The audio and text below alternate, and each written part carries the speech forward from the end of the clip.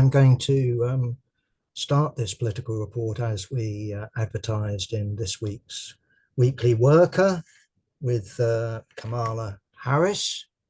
I have to say that last week we did deal with Biden, and I remember saying something along the lines of, it really wouldn't surprise me if he went this weekend, and then thinking, shit, there's not much of this weekend to go. But as it turned out, no surprise that Biden went. The only question, I think, really, certainly as far as I was concerned, wasn't if, but when. And so he went early. The pressure on him was mounting. And unless you're a particularly remarkable human being, very few of us make a recovery from Alzheimer's or some sort of degenerate brain disease. So there was only one way Biden could go. You know, if his last performance up against Trump was a disaster, and it was, if there was a rematch, as was scheduled in September, one can only, guess at the result from a Democrat point of view.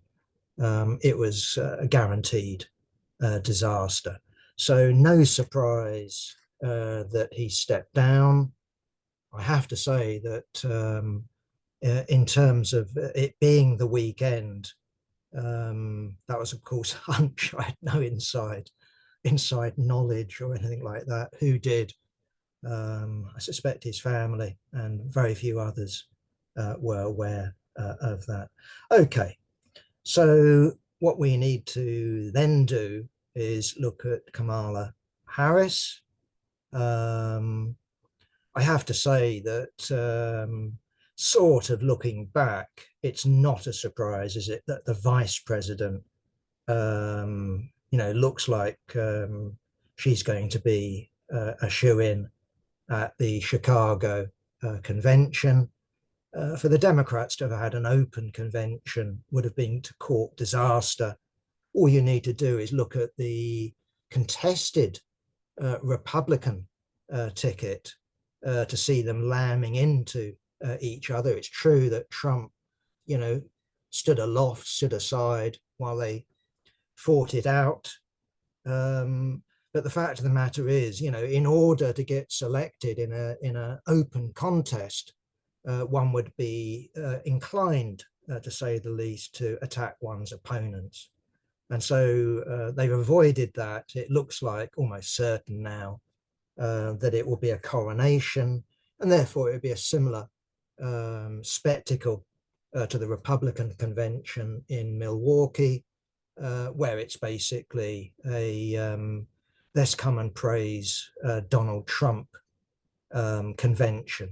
Not a question of voting, not a question of doing any deals. But yes, maybe we'll either know beforehand or certainly during Chicago who Kamala's running mate, who the vice president choice is going to be in terms of Democrat candidate. Okay, well, come on to opinion polls just in a second. In terms of what should we expect if, and I do think it's a very big if, Kamala Harris actually wins in November. I think myself, as would be expected, there's going to be very little change. And, one looks at domestic policy, Biden's pushed through this version of a Green New Deal. It's got the American economy chunking along a bit. So in terms of employment, that's picked up. In terms of rhetoric, when it comes to domestic politics, I can't see there being any serious change. And I think the same basically applies when it comes to international politics. A great deal has been made of Kamala Harris not chairing the the Congress session where they had Netanyahu speaking. My understanding, for what it's worth, is that that had been agreed way back. Either way, that was still a political decision. She could have changed her mind, especially now that she's gone from being simply the vice president to the presidential candidate of the Democrat Party, but she chose not to. I suspect that that was a reasonably canny political decision. After all, you had the boycott of Netanyahu's speech by quite a lot of Democrats. And in terms of voters out there, certainly Kamala Harris, needs to secure progressive opinion in terms of the Democrat base, but also Arab and Palestinian Americans. When it comes to Jewish voters, I think we all are aware that the Jewish vote isn't like it used to be. Nonetheless, the majority of Jews in the United States, I think you can safely say, are inclined to the Democrats. And also what's interesting about them is that more and more of them are actually critical of Israel, not least the government headed by Netanyahu, which of course is the most right-wing Israeli government in the history of the state. So there's a slight change, perhaps, when it comes to tone, when it comes to rhetoric on Israel. But Harris is a signed-up member of IPAC, Friends of Israel in the United States. I can't see her, turning off arms supplies to Israel. I can't see a United States under her as president breaking with Israel diplomatically. So yeah, there might be, and maybe there already is, a slight change in tone, but I don't think that amounts to a strategic shift in the offing in terms of America in the Middle East. America can rely on Israel. It's an unsinkable aircraft carrier.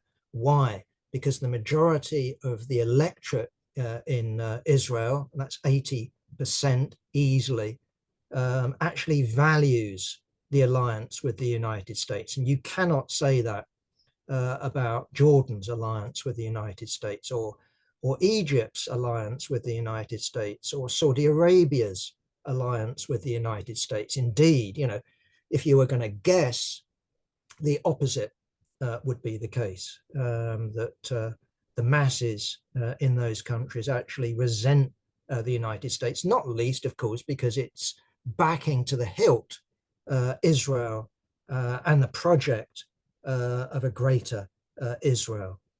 Okay, so when it comes to other foreign policy, will there be a change in terms of Harris? Will there be a change in terms of China? I can't imagine it for a second. Harris will be lined up to defend Taiwan, and that is to block China when it comes to the Pacific. I can't see any change when it comes to Ukraine. Biden's position has been, we'll back you all the way through until you remove the last Russian from Ukrainian soil. That's been the Biden position, and I think that will continue to be the Harris position. Okay, so let's just think about opinion polls. Opinion polls at the moment in America, I suspect, if you're a pollster, it might be very interesting, but it's also going to be presenting a very confusing picture, because what we've had is a Biden as the candidate, visibly deteriorating in terms of his health, his faculties, and we've seen the assassination attempt on Trump and the sort of brilliant photo opportunity that it provided him for. And now we've had Harris coming in. So I would very much expect that with Biden, you had a lot of people doubting him. Assassination attempt on Trump, that would excite not only the Republican base, but beyond that base. So I would expect there was a spike up in terms of Trump's popularity. But now you've got Harris it is a different picture. But is it a radically different picture? Has it affected the underlying dynamics in the United States? And you'd have to answer on that score, no. Has it affected perceptions? Well, clearly. How long will perceptions be influenced by these, concertinaed events? Well, I shrug my shoulders and say, I don't know. I have looked at opinion polls, and what it shows is that Harris, compared with Biden, has narrowed Trump's lead. So, for example, the last polls that I read in terms of swing states roughly had Trump ahead by 4%, 3%, 2%. Now, pollsters will say that once you get to 3 or 2%, that's within the margin of error. Again, they know more about it than I do. I'd also just throw in as a, how should I put it, a sort of sobering warning. And that is, in Britain at least, we have this thing that frustrates pollsters, shy Tories. People don't like, or at least enough people don't like saying, I'm going to vote Conservative to actually, how should it, make a material effect on polling.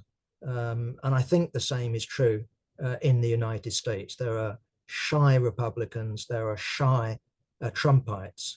So for every 10 open and proud Trumpites, you'll have at least 1, 2, or maybe even 3 shy Trumpites.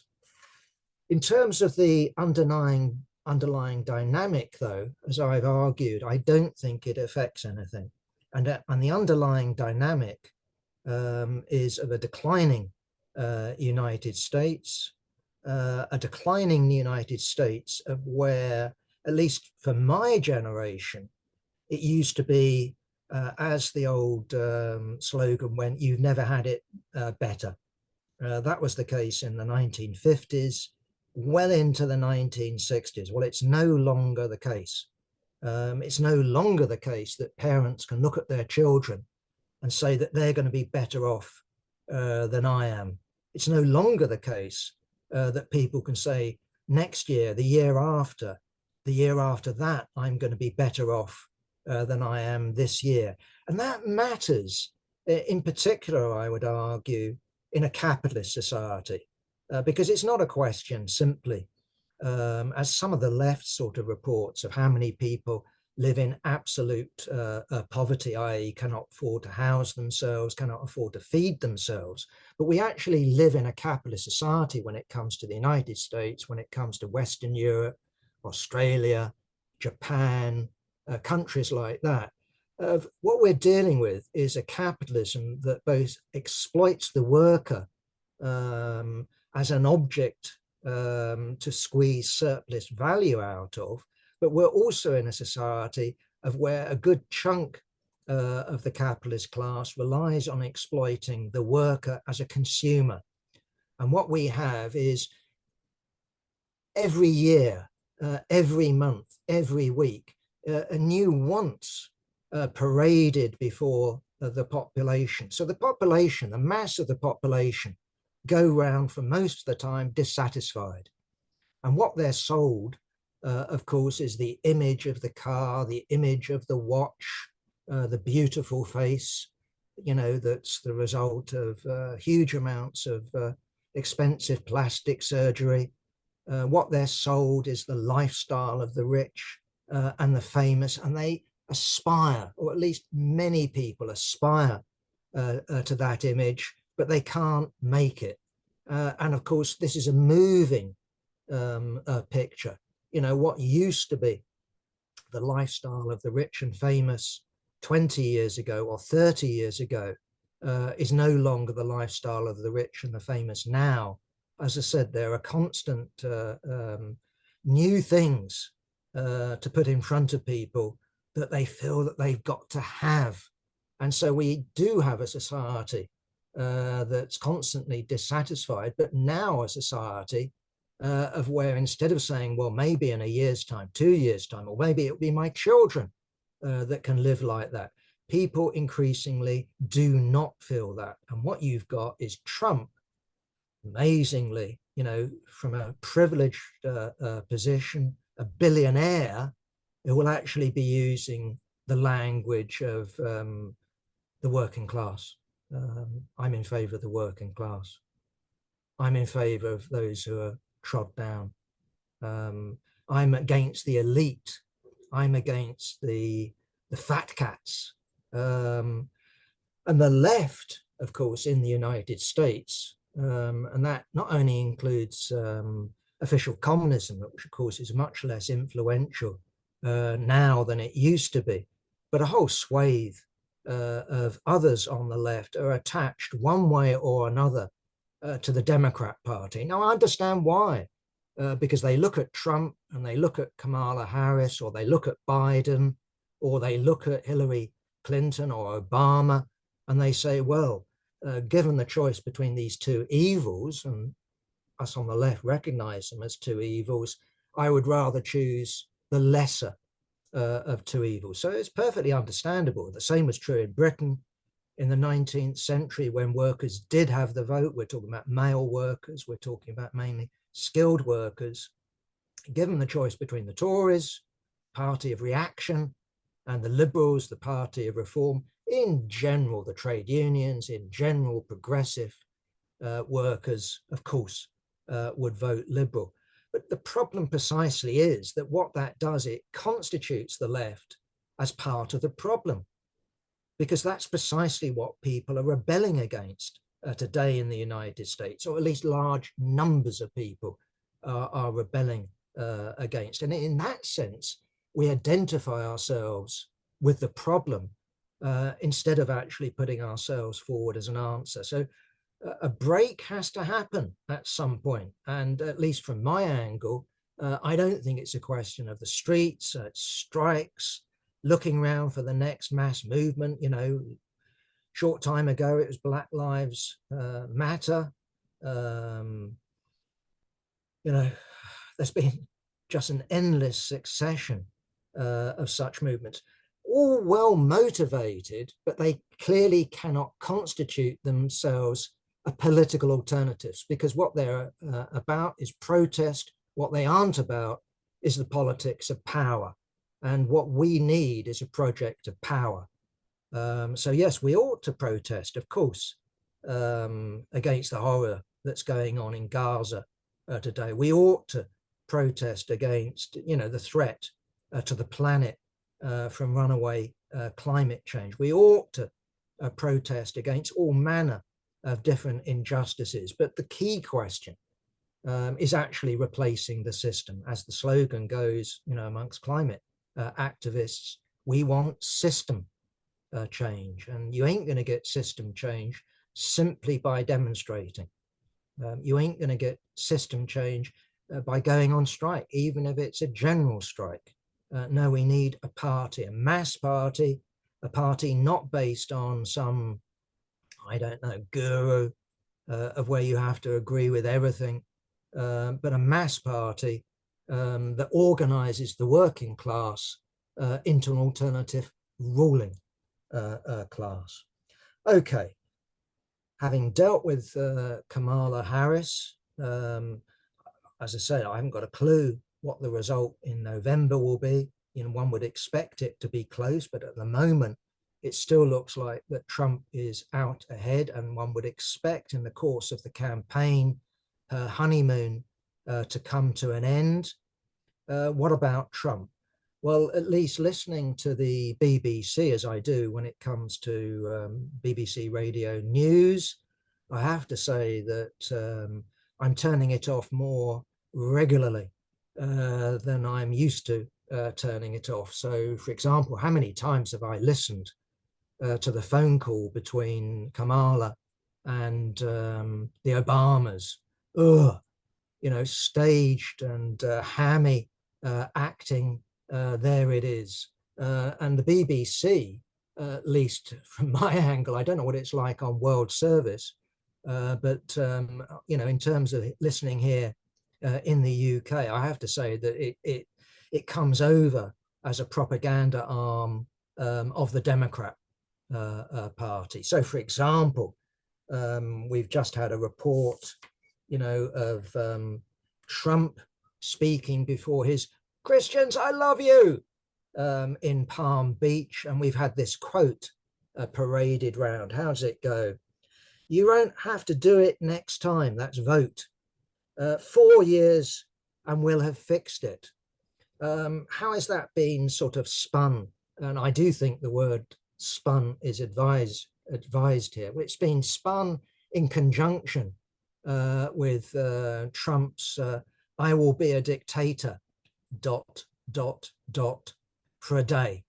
And so therefore we get this image being created of Trump, the authoritarian, Trump, the potential Hitler, Trump, the guy that's going to destroy democracy in America, from my angle, destroy what calls itself a democracy in America. But no, I actually think that, if you're a news channel that's committed to objective reporting, serious reporting, as the BBC claims to be, but clearly isn't, how would I interpret that statement in front of this Christian crowd? Well, quite simply, I would say here's Trump, who, my understanding at least of the American Constitution, since the days of Franklin Roosevelt, is you are not allowed to serve as president for more than 2 terms. So in France, you can, but you can't do it consecutively. So Macron has to stand down. He could run after who? I don't know. But my understanding is that Trump can't. And even if you imagine that he could, he can be pretty old after serving a second term. So I think that what he was saying is, well, you only get a chance to vote for me once more. And what I'm going to do in my 4 years, I'm going to fix it. Now, I don't believe a word of that. I don't believe that he's going to fix all of America's problems in 4 years, in the same way, of course, that he didn't fix all of America's problems in his first 4 years. Yes, we had a wall built. Of course, it wasn't complete. Will migrants keep coming? You ask the question, you know the answer. Of course they will keep coming, because this is a matter not of an open border. It's about push. It's the push of poverty. It's the push of people in desperation. And what they will do is go from countries that are in equal desperation, such as through Mexico or other Latin American countries, and they will keep coming into the United States. So I think that's pretty safe to say. Will Trump fix it when it comes to American decline? Not impossible, but not fundamentally. We're not going to have a return of the Gilded Age in America. Either way, when it comes, I think, both to domestic politics and also foreign policy, there will be a change if Trump wins. I think actually there will be less change in terms of Trump too, compared with Biden. Nonetheless, I think there will be a change in rhetoric. So Ukraine, Trump is talking about basically picking up the phone and doing a deal within 24 hours. I'm skeptical. Why? Because if we look at really what the war in Ukraine is, this isn't a war, at least in our opinion, simply between two powers. Russia, a big bully, 150 million people, poor little Ukraine, 40 million, population. This isn't simply a war between two countries. This is a war between Russia and the United States, but the United States acting as the puppet master. The Ukraine war, in other words, is a proxy war being fought by the United States, NATO, in conjunction with Ukraine, in which only Ukrainians die. That's the character of the war. Why is America doing that? In my view, at least, it wants to bring Russia down. It wants to subordinate Russia so that it's a neo-colony, something it nearly became under Yeltsin. But of course, there's a bigger picture. And anyone who's read Brzezinski's, what was it, the chess game, the grand game, whatever the title of the book was, the strategy seems to be clear. And that is dominate the world island. And crucially, what that means at the moment is surround China, control the supplies of oil coming into China, for example, not only from the Middle East, where the United States could turn off the taps, but also from Siberia, from the Russian Federation. So I don't know, maybe he will fix Ukraine within 24 hours, offer Putin the guarantee over Crimea, which is, remember, given to Ukraine by Khrushchev, quite bizarrely, but then retained by the Russian Federation on some sort of agreement with Ukraine after the collapse of the Soviet Union. That's where its fleet was based, that gave it access to the warm waters of the Mediterranean, but also perhaps a deal over Donbass. Who knows about the south? Maybe a deal in terms of Russian speakers in Ukraine. I don't know. All I would say is, of course, it takes three to tango.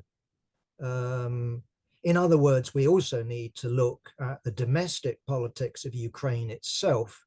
It's certainly true that, Ukraine is fighting a proxy war, but in terms of mobilizing its own population, of course, that isn't the slogan. People don't go to the front and die with the slogan, long live the United States, long live Joe Biden on their lips. They go into battle with something like free Ukraine, save Ukraine from this terrible bear to the north, save us from Putin.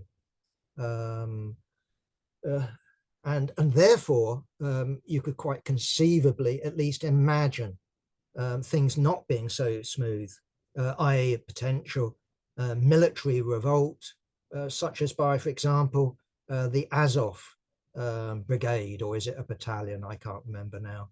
Either way, there are fanatical Ukrainian nationalists who could easily turn Zelensky into a Jewish traitor. You can imagine, in terms of their worldview, that being their motive. Now, whether they succeed in overthrowing Zelensky, that's a different question. All I'm saying is it ain't necessarily smooth. And in terms of Trump, of course, he will be advised, and that is his agenda too. If we want to stop the rise of China, if we want to reassert America, if we want to make America great again, we've got to block China. And the best way to block China is to, in that sense, attack it first in Russia. We've got Russia into a war that it doesn't look like it can win anytime soon. That's a good position for us. And we can then do China, from the other angle in the Pacific. So I don't see any fundamental change in terms of Trump.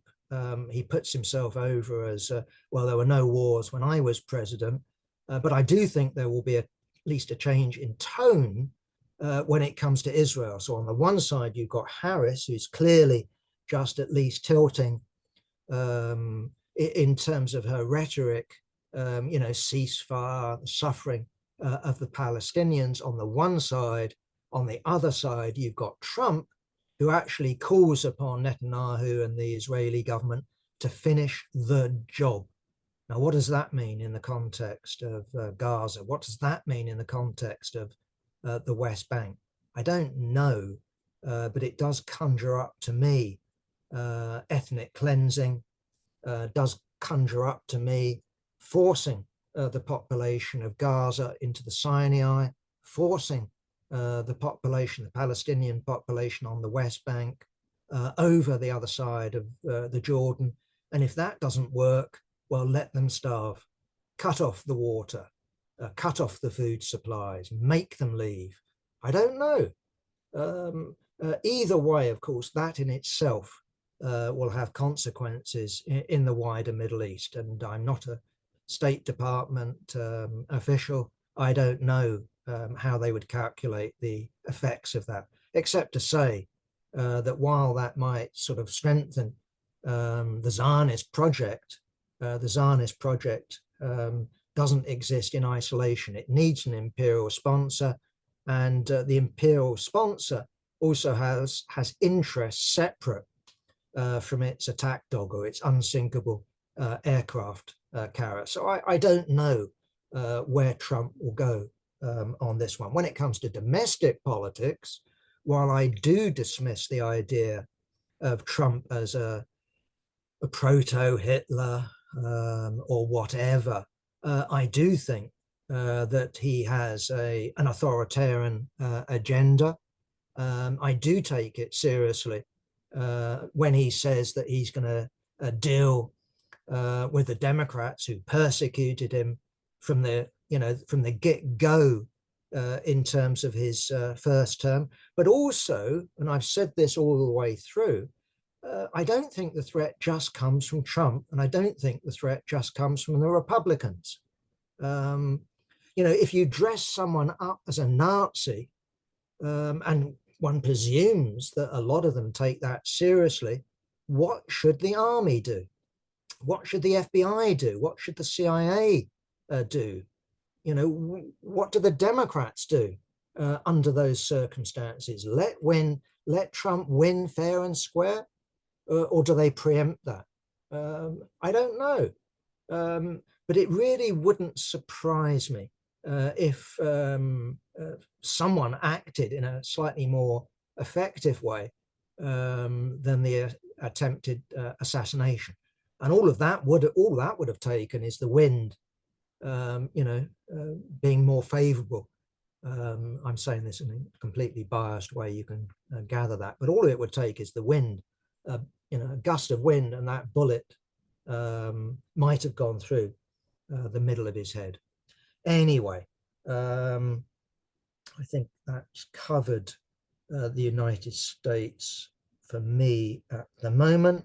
And what I thought I would do is just elaborate a little bit on the Ukraine question. I haven't written about this war for quite some time. Why? In part because I really don't think I've got that much new to say at the present time. So I have been, reading up, seeing what's going on.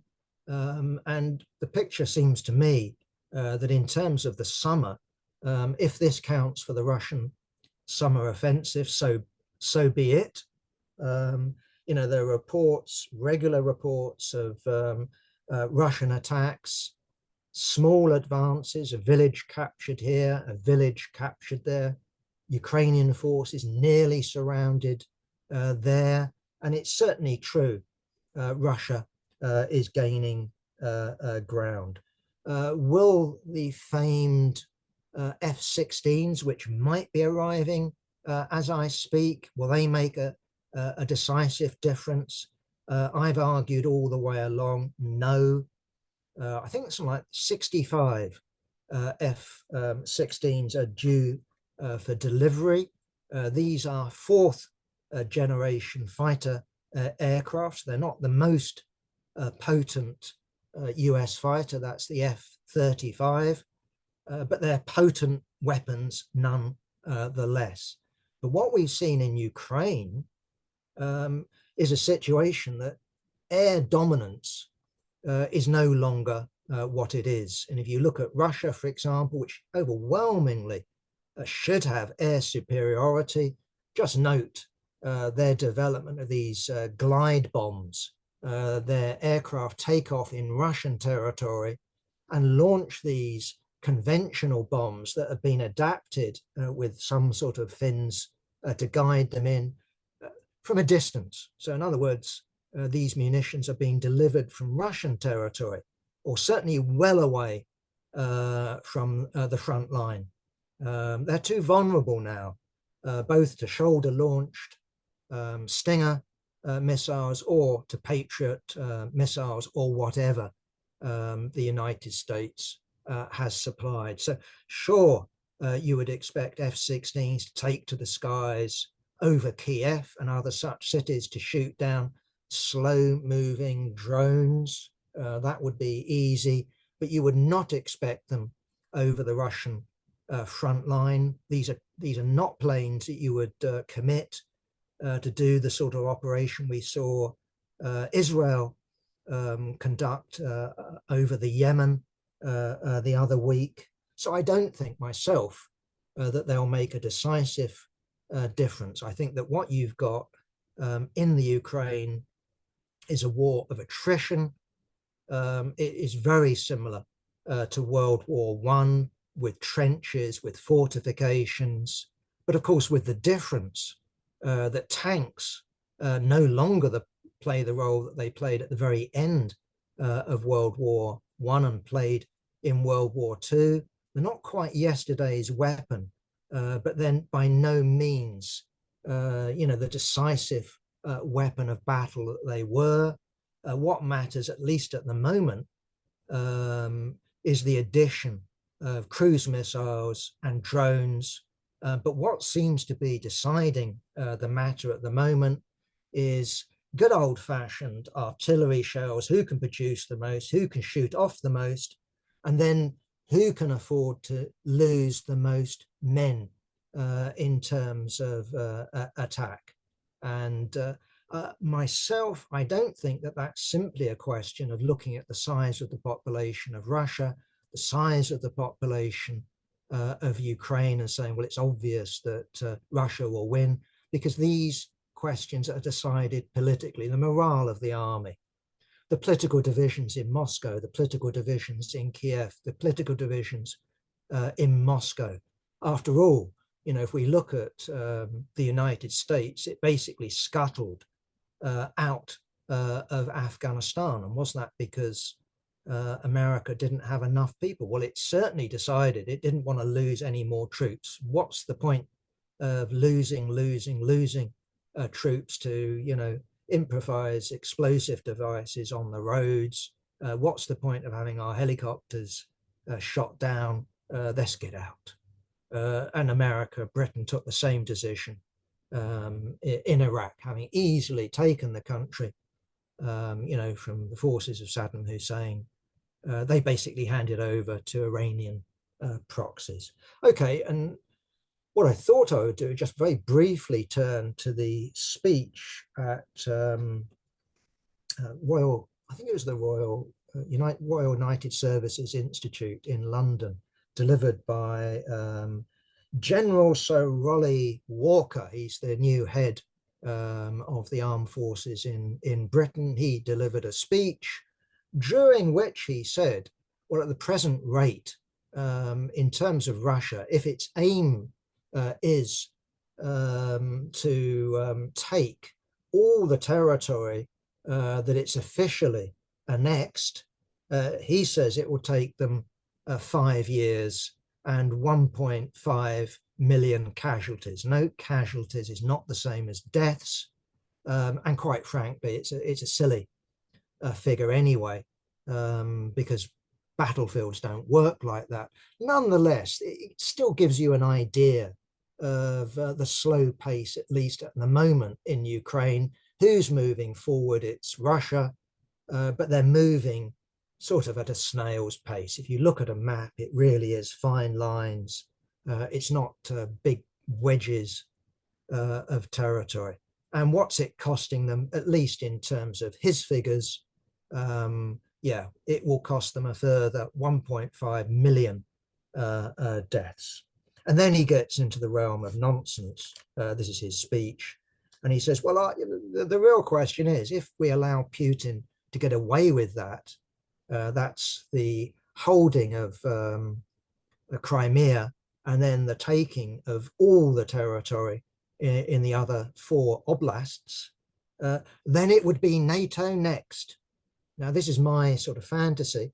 I'm an advisor to Vladimir Putin, and I come up to the victorious Vladimir, and I say, Vlad, I've got a really good idea. Having gained our 4 oblasts, not least with the help of our friend Donald in the United States and his brilliant negotiating style, we're now going to go on and we're going to attack the Baltic republics, of where there are Russian speaking populations and Russian speaking populations that have been subject, uncontroversial statement, to persecution because of their language and ethnicity. There's no doubt about that. So, okay, we liberated our fellow Russians. We've incorporated our fellow Russians in Ukraine into Mother Russia. We've humiliated NATO. We've neutralized, one would guess, Ukraine. It's not going to join NATO. It's not going to join the EU. The next step, Vladimir, is the Baltic republics. I can't see it myself. The difference between Ukraine and the Baltic republics is obvious. It's not because the Baltic republics are a pushover. They would be in military terms if they were isolated, but no, they're not isolated. They are part of NATO, and NATO's doctrine is an attack on one is an attack on all. So basically, me, the advisor of Putin, is advising Putin to declare war on the United States. It's just nonsense. So our General Rowley is saying Britain has 3 years to prepare for war. I mean, of course, what he means by that is 3 years to prepare for war against Russia. No. Just look at the size of the British Army. It's in no position in 3 years to train up men, get the artillery together, to get production up and going. And if we look at where the military is at the moment in Britain, okay, it can keep them their UN Security Council seat. There you are, Trident renewal with billions and billions going into that, and that will be year by year by year permanently. 2 stupid aircraft carriers that cost billions. I don't know about the latest technology, but could an aircraft carrier withstand a storm of cruise missiles coming into it, in spite of the almost the fleet that these ships have to be surrounded with in order to protect it? I just doubt it. They look like, to me, the battleships of World War I in the conditions of World War II. Conditions of World War II, it was aircraft. That's how America won in the Pacific. I think the days of the aircraft carrier are over.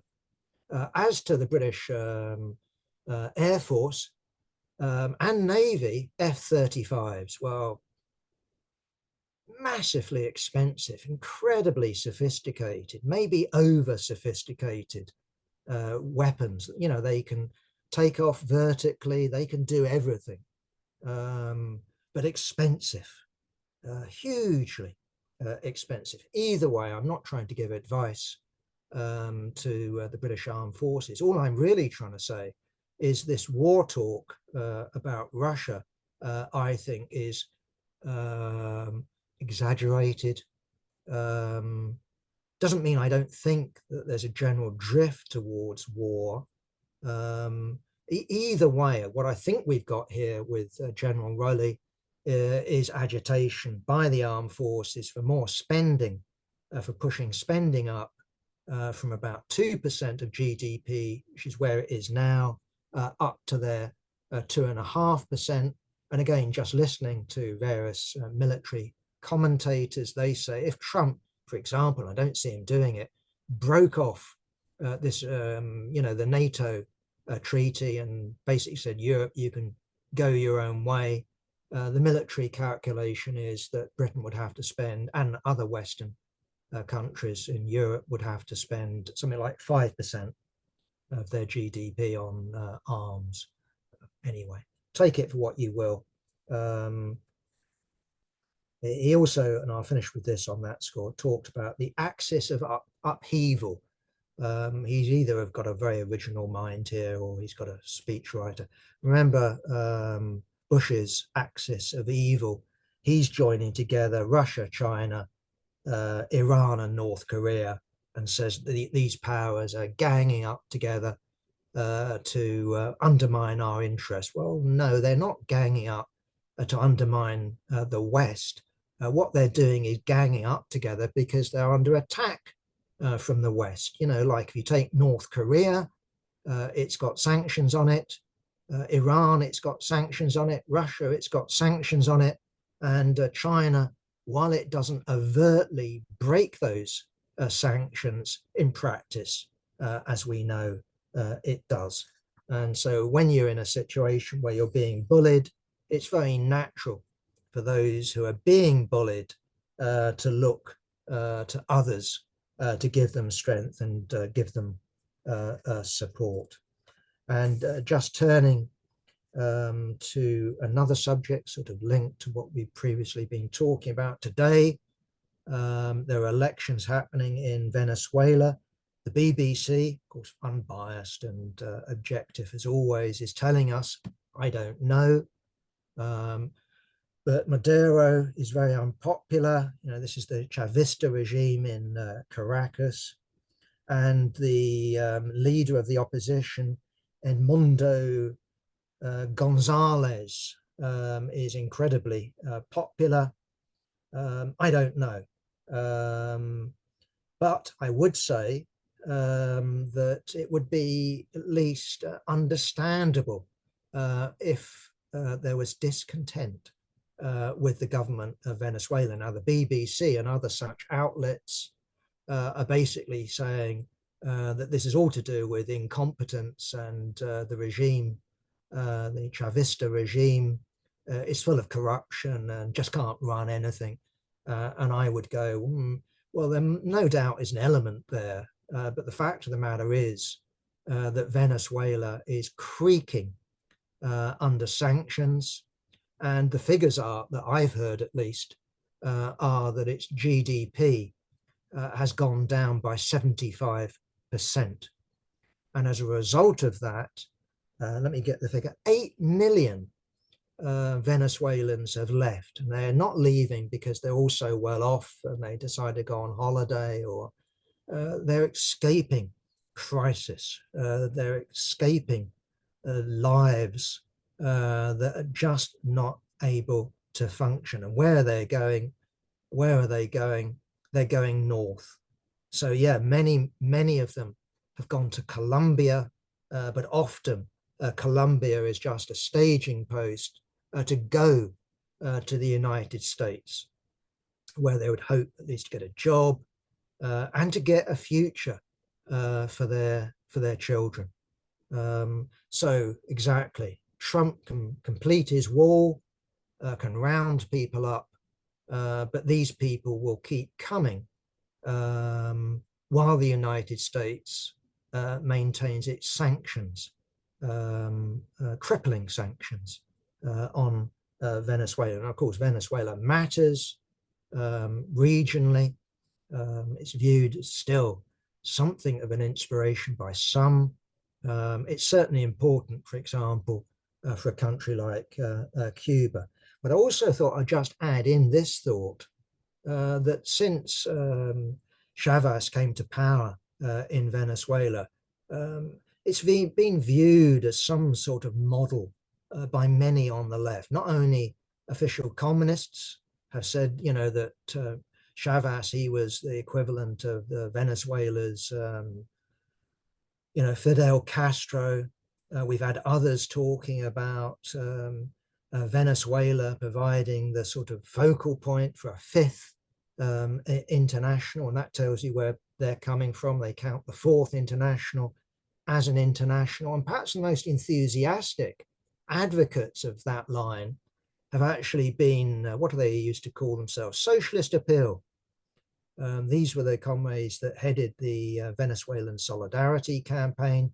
These are the comrades that have reinvented themselves, or at least remarketed themselves, I think would be a more accurate description, as the Revolutionary Communist Party.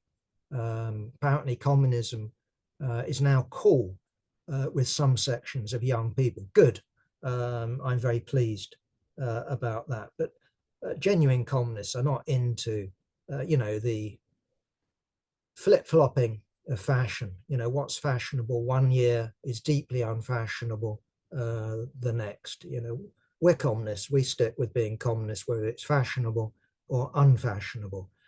Either way, the point I would make is that while the RCP, as they now call themselves, I've looked on their website, I could be wrong, ain't playing up Venezuela and Venezuela as a beacon of light for the world to follow anymore. What they have is the same method fundamentally. So, for example, in a recent authoritative article in The Communist, their, I think, fortnightly paper, what they have is the idea of the RCP coming to power in Britain in 5 or 10 years' time, quote unquote. It's not hyperbole on my score.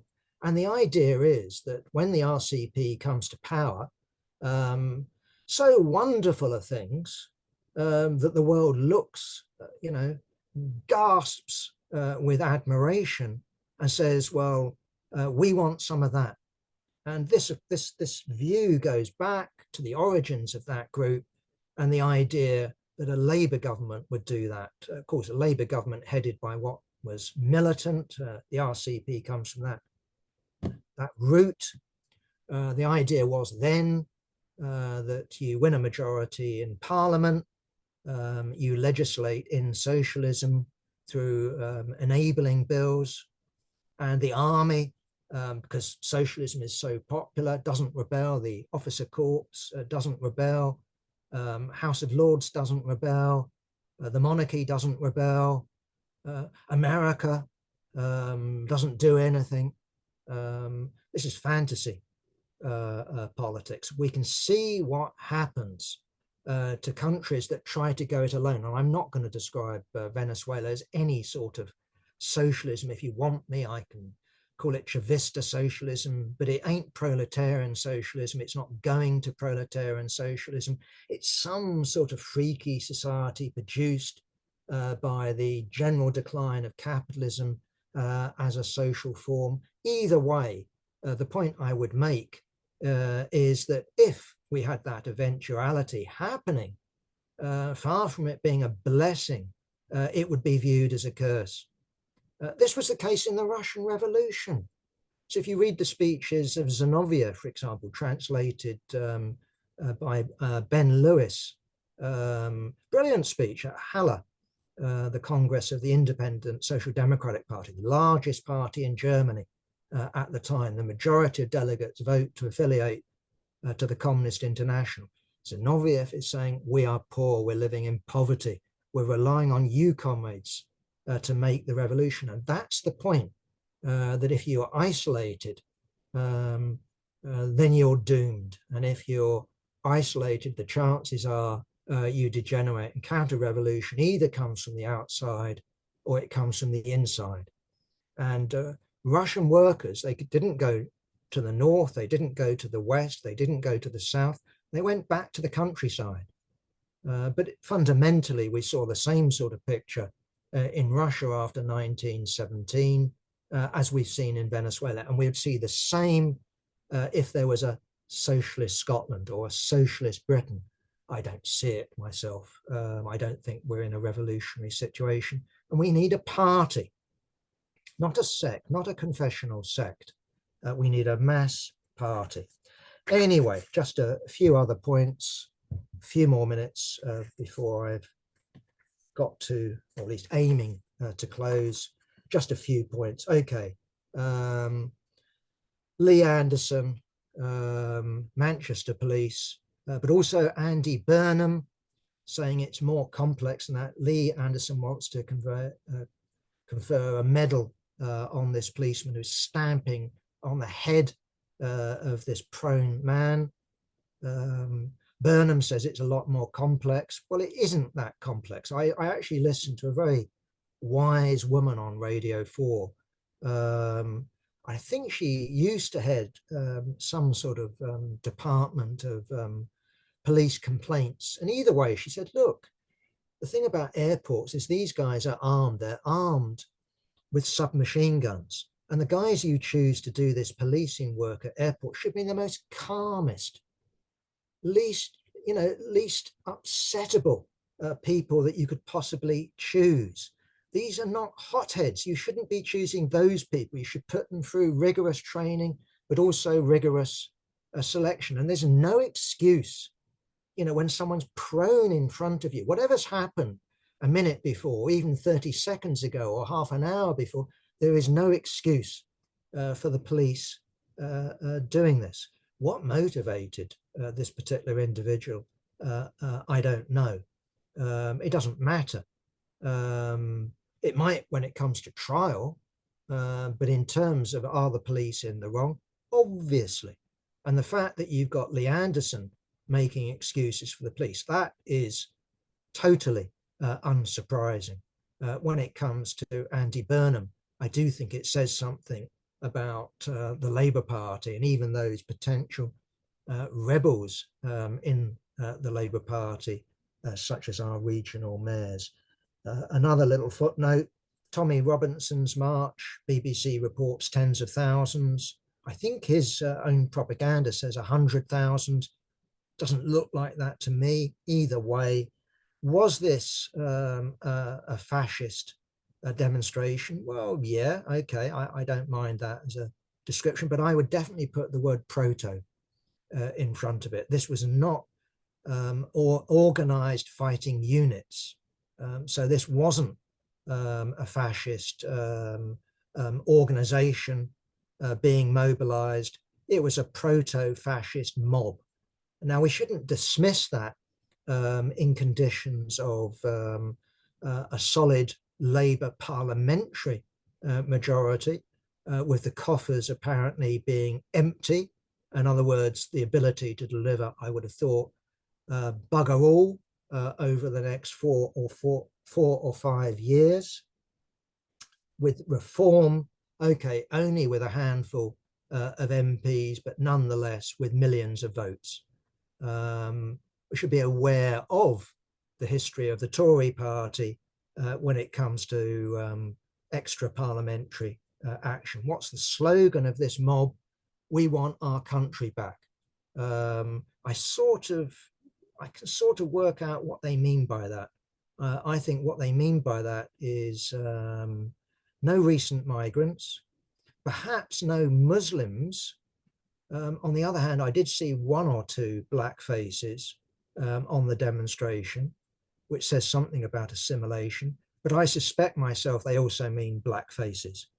And so their Britain is of the past, but it's also an imaginary Britain, because I'm old enough to remember when to be British was also not to be Irish, that you could see outside pubs, notices, no gypsies, no Irish, no dogs. And that was real. And you read Engels' Condition of the Working Class in England. The British working class was divided between natives and Irish, who were brought in as cheap labour. Irish were hated. Irish were despised. They were viewed as subhuman, inferior.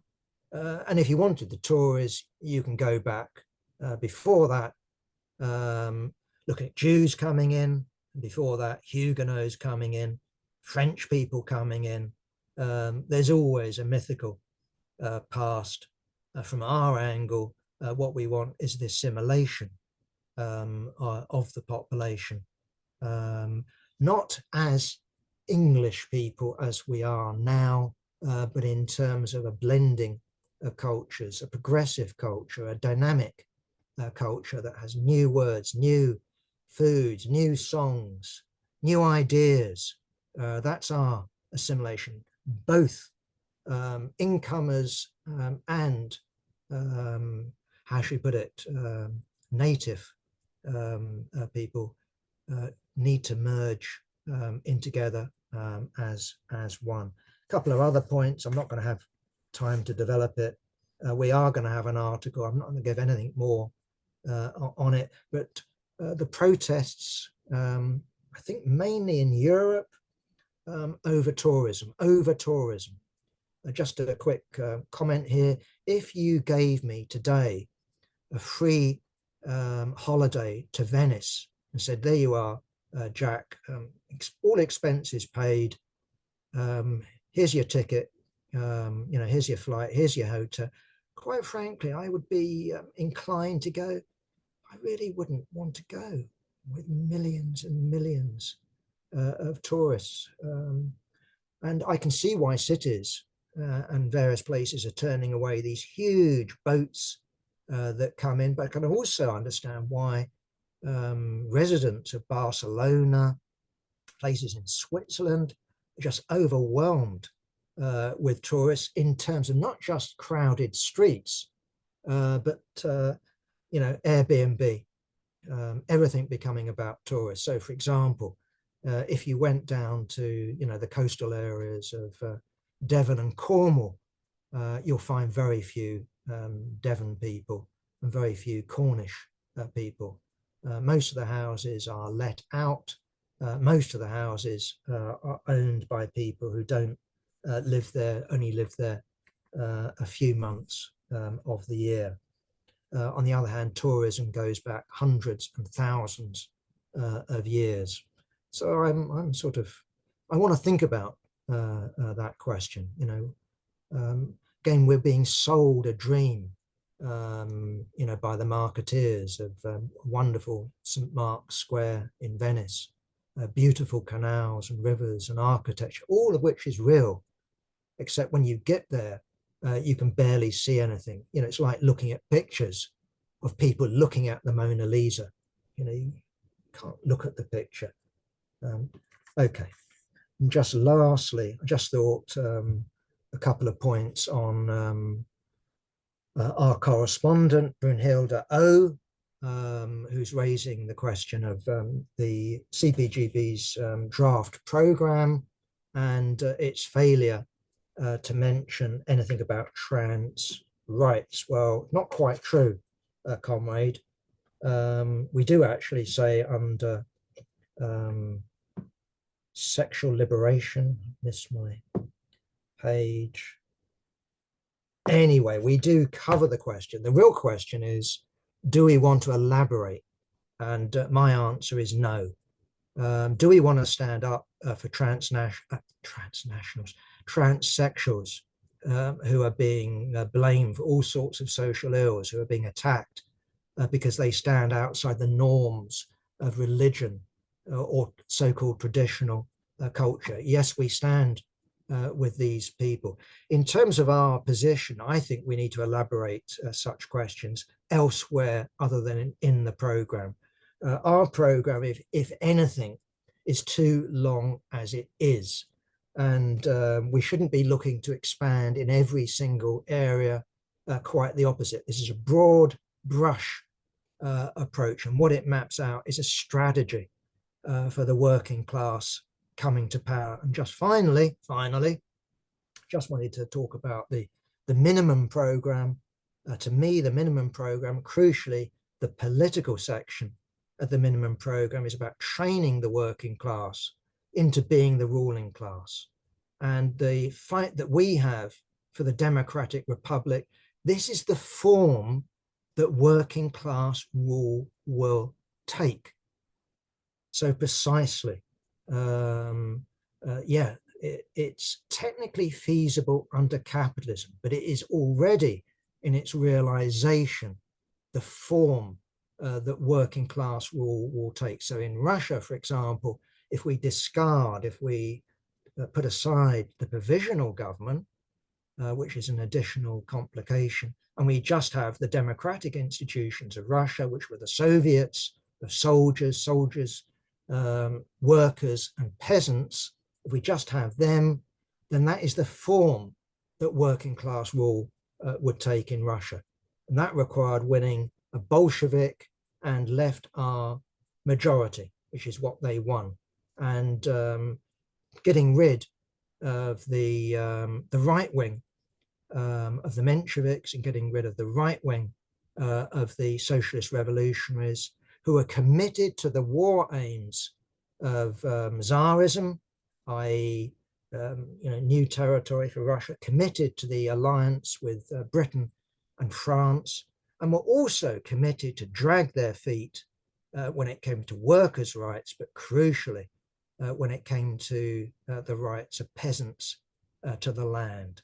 So the Soviets were the form of working class rule.